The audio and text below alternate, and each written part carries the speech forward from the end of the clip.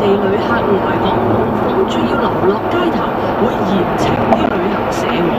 唔怪得知內地婦人嚟到香港生仔就有房住，香港媽媽就要瞓走廊啦。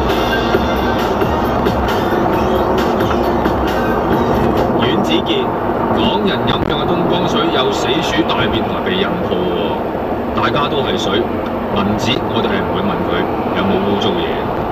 嬉笑怒罵，與時並舉，在晴朗的一天出發。哇！最近有冇發現啲朋友飲完水之後又捐個窿啊？咁跟住然之後臭臭地啊個人，同埋生唔到咧就係咁樣係嘛？因為啲水裡面包含咗有避孕套啦、便溺啦同埋死鼠。飲咗之後會唔會見到貓會驚？個個都好擔心嘅。係飲咗之後，一次過有晒3樣，即係有啲士多啤梨味啊，啲皮膚有啲粒粒痕啊咁樣。咁我咪去到落咗啊，咁樣點生？有啲會唔會覺得好潤啊？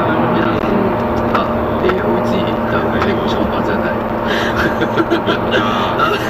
OK， 咁啊，唐英年咧就話將個果欄咧改做呢個花卉市場啦。果然啦，正如咧唐老話齋啦，佢自己咧係農民出世啦，咁所以好聰明嘅。